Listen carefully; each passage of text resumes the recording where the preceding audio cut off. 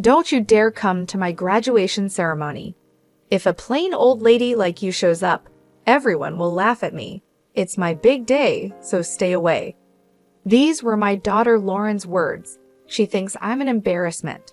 When she called, her voice was sharp and panicked. "Hey, old lady, where are you? Leaving a silly note like that and thinking you'll get away with it? Come home right now." I could hear my husband John's voice too. Both were frantic. "My name is Kelly Brooke. I'm a 41-year-old housewife. I've been working part-time at a local real estate agency, raising Lauren and doing household chores for over a decade. I married John 15 years ago. He had Lauren from his previous marriage. I met John at work before we got married. I was working at a construction company and John was there for sales. Our company was tough on contractors, but John always had a smile and a positive attitude. I once recommended a product he was selling to my company, and as a result, his company got the contract. This led to us going out for meals several times, deepening our relationship. Eventually, he proposed, and I happily accepted. I quit my job just before our wedding. John confessed that he was living alone with his 8-year-old daughter. At first, I thought it was a lie, but it was true. I met Lauren a week before the ceremony. She was shy, hiding behind John, and not coming out in front of me.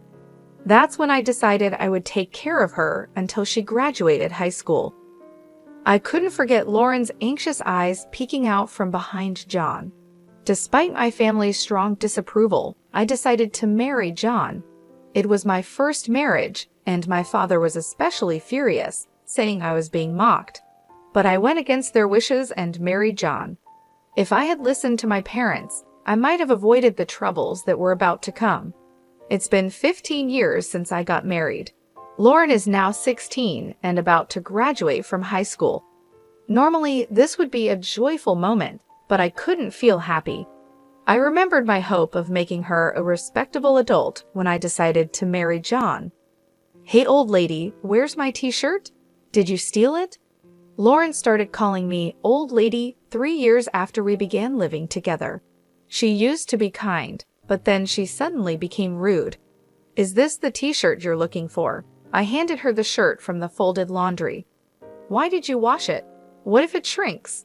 Normally, you should take it to the cleaners. You're so clueless, really so dense."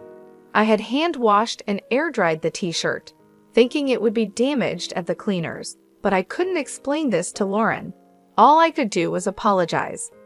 Lauren snatched the shirt from my hand, muttering, "You're so useless," before walking away.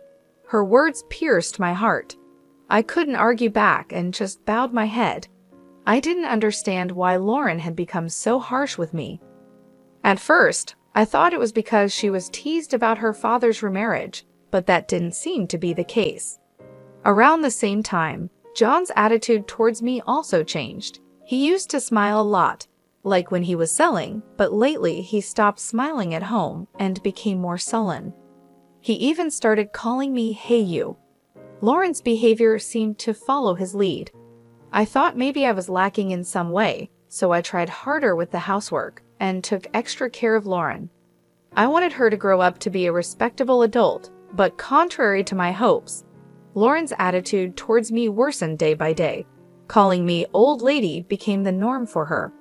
I never heard words of gratitude from Lauren anymore. What was strange was that at parent-teacher conferences in elementary school, Lauren's behavior was normal and she wasn't rude at all. John talked normally with Lauren, even smiling sometimes. This meant that her terrible behavior was directed only at me, which hurt me even more. Whenever I tried to talk to John, his attitude was distant, completely different from before. I had no one to confide in, and I felt more and more isolated in my own home. Since middle school, Lauren stopped telling me about school, and John would attend school events. I had to learn about the schedule for school events from my neighbors. John and Lauren seemed to get along well, going out together sometimes. I wanted to be treated as family by John and Lauren too. I had always wanted to live happily together. I never imagined it would be this painful to have that wish unfulfilled. John's attitude towards me continued to worsen.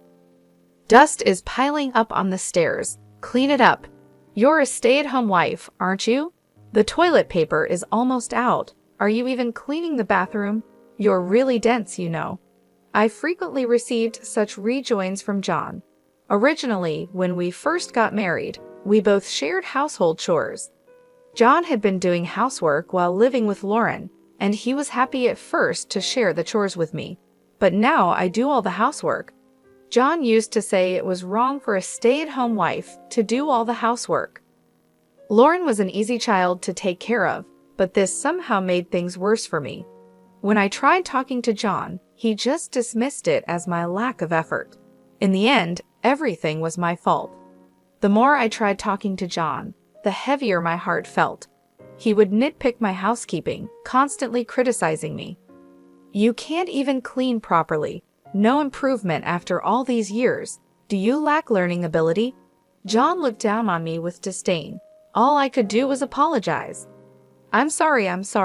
I'll try harder. Please forgive me. John sighed dramatically, as if exasperated. Even if you try hard, you won't be able to do it. That's why you get scolded. Always saying you'll do it. But have you ever? John's words kept chipping away at my heart as time passed. I was worn out, and Lauren turned 19. I was curious about her plans after graduation, but she wouldn't tell me, and neither would John. By then, I had stopped talking to John and Lauren unless it was absolutely necessary. One day, I overheard Lauren and John discussing her future. I didn't mean to eavesdrop, but I wanted to know, so I listened. I got it. I could go to college on a recommendation, and I even got a scholarship. Thanks, Dad. Thank you. I could hear the joy in Lauren's voice. She never spoke to me like that. Good for you. It's the result of your efforts. All the housework we dumped on that dense housekeeper was worth it. Were they referring to me as the housekeeper? Yeah, she was a good outlet for stress. I heard their mocking laughter. Quietly, I left and locked myself in the bathroom, the only place I could be alone. I crouched there, holding my head, and cried. To think that John and Lauren saw me in such a light. I had endured for the past 12 years, being Lauren's mother and John's wife, even when my heart felt like it was breaking. I forced myself to keep going, even when I felt at my limit. There were times I felt I couldn't get up, but I made myself do it. Making lunchboxes, preparing breakfast, doing laundry, and other housework. It hurt to even lie down, but if I did that, I feared I would never be needed by John and Lauren again. Driven by this fear, I continued to live in exhaustion. Honestly, I don't remember much about this period. One day, after shopping, a neighbor told me something shocking. Tomorrow was Lauren's high school graduation. I couldn't admit I didn't know, so I just smiled vaguely and left. As soon as I got home, I collapsed onto the sofa. I had always thought about making Lauren a respectable adult. Her graduation from high school was supposed to be a milestone for that. Again, I was the only one left out in this house. I'm not allowed to have a smartphone or use a computer. The only thing I have is a simple flip phone that can only make calls. Since John handles all the school communications, I don't have any mom friends or any way to get information about the school. Still, I learned about sports days and recitals from neighbors or overheard children's conversations and secretly attended them. I wanted to attend Lauren's high school graduation and celebrate her step into adulthood. While I was crying on the sofa, Lauren came home from school. Old lady, why are you loafing around? You're so gloomy you'd make the whole house dark. Can't you do something about it? Lauren glared at me. If she had told me the date of the graduation, I wouldn't have felt this way. For the first time, I felt anger rising from the depths of my heart. So the graduation is tomorrow. Seems you didn't tell me about it, I said with a tone of blame. Lauren looked a bit startled by my words, but then sighed dramatically. So what? You're not going to the graduation anyway, so you don't need to know the date. I was surprised. I never said I wasn't going to the graduation. Don't come. If a plain old lady like you comes, you'll just be a laughingstock. It's my big day. Absolutely do not come. Lauren's words made me feel dizzy. Clearly, she didn't think of me as family. To her, I was an embarrassing presence. Just this once, I had hoped for forgiveness, but it was denied. Her words pierced my heart. I was truly just a nuisance, clearly told so by Lauren herself. That night, John came home with a suit and a dry cleaner bag. He had taken his suit to the cleaners himself without asking me. Of course, he knew about Lauren's graduation. When I saw the suit, John commented, "Right, you didn't hear about it from Lauren." He looked at me with a mix of pity and a smirk. I realized I was the least needed in this house. Thinking I was part of the family was just my own delusion. At that moment, I realized my heart had reached its limit long ago. So I decided to end my role as a family member. The next day, John and Lauren left together for her high school graduation. I was left behind, and John even told me not to bother with dinner as they would eat out. I wasn't invited. The old me would have just silently accepted this treatment, but those days were over. I decided to leave this house. It was a decision I made last night. As soon as they left, I quickly packed my things, left a note, and left the house. I couldn't be part of John and Lauren's family anymore.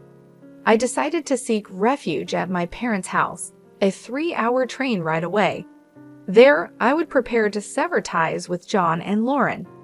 The note I left stated my wish to cut familial ties and live independently, and that further details should be discussed through a lawyer. I hadn't found a lawyer yet, but I knew my father could recommend one. My family is wealthy and owns a lot of land. My father is a well-known figure in the area and owns considerable real estate. I remembered meeting a lawyer during a New Year's greeting at home, so I knew my father could help. Another task I needed to do was sell the house where John and Lauren currently lived. This house was built on land owned by my father, and the construction was funded by him as a wedding gift for me. I had been repaying my father slowly with the money I earned from my real estate job, which he had also helped me get. The house, including the land, is owned by my father and legally registered in his name. At the time, John might have thought the house was a gift and never asked about the ownership because he was afraid of offending my father and losing the gift. John was the classic home tyrant, harsh to those he saw as weaker but submissive to those above him. I told my father everything that had happened. As I spoke, tears flowed uncontrollably, and I had to pause several times due to sobbing. But my father listened until the end. I saw tears in his eyes too. The most relieving part was that my father didn't criticize my initial decision to marry John. At the end, my father said, "You've been through a lot." Afterward, he made several phone calls, and lawyers and real estate managers came to the house. Everything happened quickly from there. It was decided that the house would be demolished, and the demolition was scheduled for a week later. In the note I left, I wrote, "Please leave within a week." My father commented sarcastically, "That's quite kind of you." For me, it was just to avoid any later complaints. During the week, I consulted with the lawyer about the divorce. I also shared the whole story with my mother, and we cried together. I can't forget the determined look on my mother's face. I had also discussed my future plans with my father. The priority was to establish a new foundation for my life. It took courage to talk to my parents, and it was painful, but once I did, my heart felt lighter. For the first time in 12 years, I slept soundly. 2 weeks later, while I was staying at my parents' house, I received a call on my cell phone. As expected, it was Lauren. Honestly, I didn't want to talk to her. Remembering how she had treated me, a black stain spread in my heart. I decided to ignore the call, but they didn't stop. There were several from John as well. They were probably calling about the note I left or the demolition. For 12 years, John and Lauren called me old lady and you, exploiting my efforts and treating me like a tool. I endured such treatment for a long time. The thought of dealing with them again made me shudder, but I knew I needed to settle the past to move forward. Without confronting them, I wouldn't feel at peace. I felt I owed them a proper response, so I steeled myself and answered the phone. "Hey, old lady, where are you right now?" Lauren's screeching voice pierced my ears. hurried and panicked, leaving such a ridiculous note. "You think you'll be forgiven? Where are you now? Come back home right now." I could hear John's voice as well. They both seemed frantic. I imagined Lauren's reaction when she returned from her graduation ceremony to find no old lady to vent her stress on, and the note about the divorce and the house. I couldn't help but smile faintly at Lauren's panic. Who is this, please?" I asked. Lauren seemed taken aback by my response and stumbled over her words. I hung up the phone. Afterward, I called the real estate management company to confirm when the demolition would start. It was scheduled for tomorrow as planned, and John had already been informed. I requested to postpone the demolition to the day after tomorrow and asked them to inform John about the delay. This gave them one more day. John would probably come here, and that's when I would deliver my final message to John and Lauren. I ignored the dozens of calls from them. The next day, around noon, I heard the doorbell ring and knocking on the door. It must be John and Lauren. They would have wanted to come earlier, but the journey here could be long due to poor connections. John and Lauren appeared, panting heavily, evidently having rushed here. I had arranged for my parents to stay in another room, so it seemed like I was the only one at home. I led John and Lauren into the living room. John entered hesitantly, clearly uncomfortable around my father. My father is wealthy, well-respected, and has a commanding presence, making him a higher authority than John. On the other hand, Lauren didn't seem intimidated at all. She appeared determined to overpower me and bring me back home. Lauren plopped down on a chair in the living room, crossing her legs and silently gesturing for me to sit opposite her. I took my time preparing tea, moving leisurely before finally sitting across from her. Growing impatient, Lauren addressed me. "What's the meaning of all this?" John, sitting next to her, placed the note I had left on the table. I didn't react and just met Lauren's gaze silently. She was the first to look away, attempting to dispel the awkwardness with a laugh. "What was that 'who is this' act yesterday? Pretty poor performance." I continued to stare at Lauren silently. She became visibly uncomfortable, shifting in her seat. "Look, it's no use. A dumb old lady like you can't survive without us. You're nothing but trash." I almost reacted to her harsh words, but restrained myself, noticing the tremble in her voice. Lauren was clearly bluffing. John had been silent, just watching how things unfolded. "Stop being stubborn and come back home," Lauren said, trying to confuse and coax me back with her cruel words. As Lauren became more agitated, I responded calmly, "I don't have a family, do I?" "Oh, I have parents, but you two are not my family, are you?" Lauren, clearly out of her element, raised her voice. "What are you saying? Dad and I are your family, right?" "Right, Dad?" Lauren, feeling at a disadvantage alone, sought support from John. John looked around nervously, and, once he confirmed they were alone, turned to me with newfound bravado. "That's right. You can't live without us, just like Lauren says." "So you're coming back," John said, getting bossy all of a sudden when he noticed my parents were nowhere to be seen. Looking back on it now, what a small-spirited man he is. "Like I said, I have no family," I replied firmly. No matter what John and Lauren said, I would continue to treat them as strangers. They were not my family. If they were, they wouldn't have treated me like a slave. A true family supports and helps each other, especially when someone is in trouble. But John and Lauren were different. For 12 years, they treated me like a servant, a vent for their stress. They insisted this was normal, oblivious to how wrong and cruel it was, unconsciously oppressing me. I marvel at how I endured it for 12 years, almost impressed with myself. It started when I saw Lauren peeking out from behind John's back. I had promised myself to raise her to be a decent adult. I endured and served them for this promise, at least until Lauren graduated high school. I had decided that Lauren's high school graduation and her moving on with John the end of our relationship. I had held a faint hope that if John and Lauren changed their ways and improved their attitudes towards me by the time of her graduation, I would continue with them as a family. But they betrayed my expectations, leading to this situation. Everything was decided the day before the graduation ceremony, so now I confront them with the appropriate attitude. John and Lauren are no longer my family, and I will not treat them as such. Realizing the significance of my treating them as strangers, Lauren altered her approach. "We're family, aren't we, Mom? Stop this silly act, please," she said, switching from calling me old lady to Mom. Realizing her usual tactics wouldn't work, John swallowed hard and watched intently.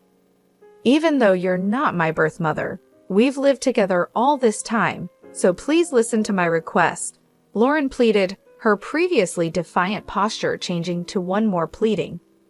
"I have no obligation to respond to requests from someone who isn't family," I replied, keeping my composure and emotional distance.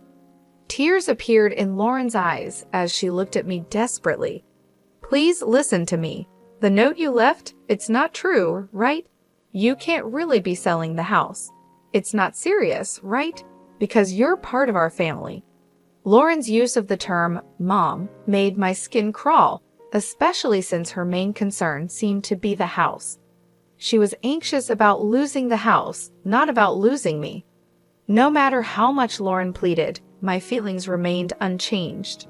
She lowered her face, apparently crying.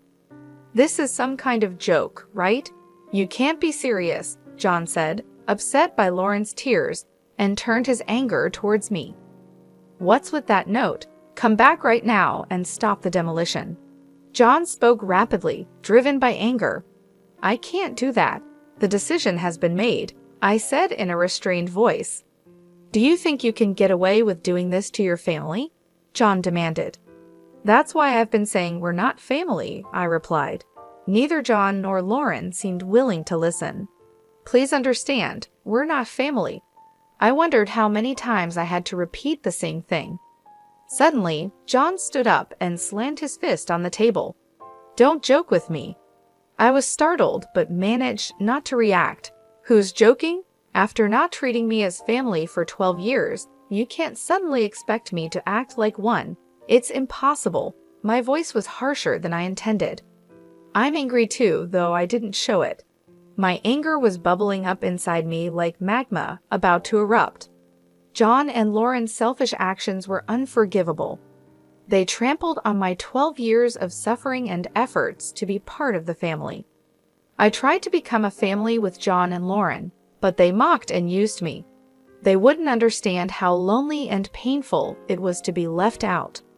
I wished so many times to be treated like family, but my wish never came true. It took me 12 years to give up, despite my continuous efforts. As Lauren's mother, this is the outcome. A self-mocking smile appeared on my face. Seeing my dry smile, John and Lauren stared at me in shock. John seemed to lose his strength and slumped into the chair. These two, far from understanding my feelings, tried to use me until the very end. No matter how much I cared for them, they never cared for me. Even though I cherished them, they never cherished me. When they found themselves in trouble, they said things like, "We're family," but they never meant it. They just wanted to use me. It's just too convenient. I felt not just a headache, but even nausea. Why did I keep tolerating these people for 12 years? It's strange to think back on it, but there's no point in reflecting now. There's no future for the three of us together anymore. All I can do is make John and Lauren acknowledge their guilt and pay for it. I won't expect or trust anything from Lauren or John anymore. John stood up and apologized. "I'm really sorry. Please come back, I beg you." Even with his apology, it doesn't touch my heart at all. I won't extend a helping hand, and I definitely won't think about living together. "Just stop it. I'm no longer your family. I'm a stranger," I said. Lauren also began to apologize, following John. "I'm sorry. Please forgive me. We're family, so let's go home together." I was astounded by their self-serving talk. After treating me like a stranger for 12 years, now they want me back because we're family? That's too naive. It's just not happening. I couldn't stay calm anymore. My words flowed, driven by emotion. Harsh words escaped my lips, words I had held back out of consideration for John and Lauren. I don't want to hear any excuses. I can't trust any words. I can't ever imagine us being a family again.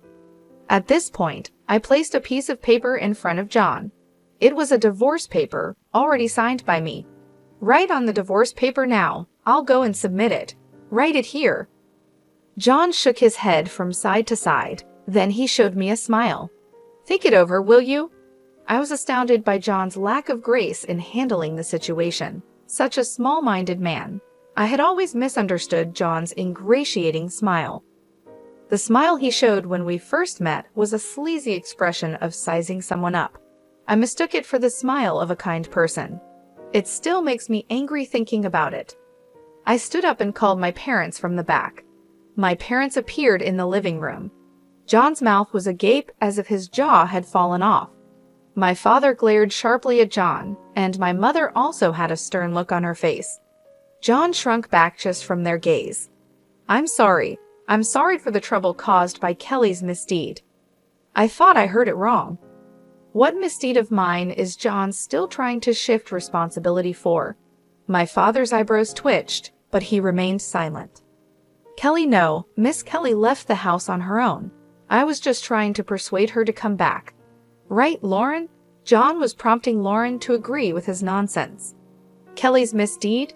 Don't be ridiculous. My father's loud voice echoed through the house. The windows rattled. John and Lauren gasped and held their breath. My father stood in front of John, bent down to meet his gaze. How could you interpret Kelly's actions as selfish? You only think about yourself. You're such a small man. Then my father turned to Lauren. It seems you've done some terrible things too, going along with this man. What did you think of Kelly, fools? My father's loud voice echoed through the house. Lauren was trembling, perhaps terrified. My father stood up, glaring at the two of them in a commanding stance. Lauren, you've been causing problems at school too. I've looked into it. Through my father's connections, a detective agency investigated Lauren. It turned out she had been forcefully taking money from a girl at school. The victim was too scared to tell anyone, but my father had arranged to prepare a criminal complaint. Lauren, just like how she looked down on me, was doing the same at school. Lauren exclaimed, "That's a lie. Did she tell on me?" I felt like I saw Lauren's true nature, no remorse at all. She was only thinking about getting through this situation. John, you too. You've been embezzling money from the company. This was also discovered through the detective agency's investigation. John had been faking business trips. I initiated this investigation to strengthen my divorce case, but it unearthed shocking facts about both of them. Why would you even? Is it her? John reacted the same as Lauren, with no remorse. They were both unrepentant. They won't just face my punishment, they deserve consequences too. Then my mother spoke up. All right, the discussion is over. Sign the divorce papers and leave this house as soon as possible. John, sobbing, kept muttering, I don't want to, but he seemed to give up when my father handed him a pen. He sat down and signed the divorce papers. I glanced at the clock. It was almost 7:30 p.m. The last train leaves at 8:00 p.m. If they miss it, there won't be another train until the morning. In this small town, there are no taxis. If they don't catch the last train, John and Lauren won't make it to the demolition scheduled for tomorrow. They probably hadn't packed anything, thinking they could persuade me. As I hesitated to tell them, Lauren suddenly blurted out something unbelievable in a sulky tone. But this divorce was your idea, right, Dad? You should get alimony. Lauren, having been exposed, seemed to become defiant. Both my parents looked shocked. That's impossible. What you've done is essentially domestic violence, a crime. Lauren was momentarily taken aback, but then defiantly retorted, show me the proof. I placed a notebook on the table. This is a diary I started keeping since I got married. Lauren glared at me with a scornful look. You don't even have a smartphone or computer. What kind of evidence could you possibly have? A diary is a valid form of evidence, you know, not just video, audio, or pictures. Lauren looked utterly astonished. That's right. Even the lawyer acknowledged it. This diary is substantial evidence. John and Lauren, seemingly resigned, hung their heads in defeat. I dramatically checked my watch. Well, you've missed the last train. You won't be able to get home tonight. My mother looked at John and Lauren with a smug expression. That's right, there are no taxis around here.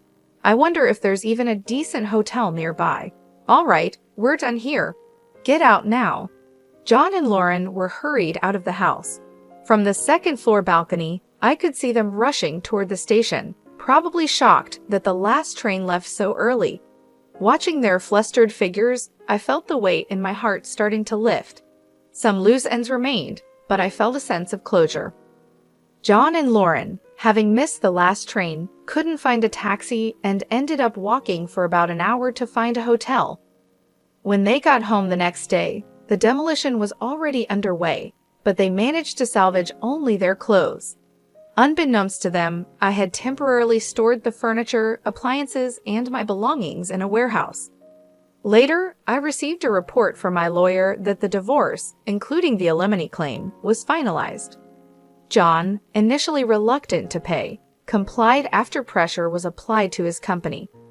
According to the detective agency, John was fired for embezzlement, and Lauren's scandal led to her expulsion from high school, ruining her chances for college.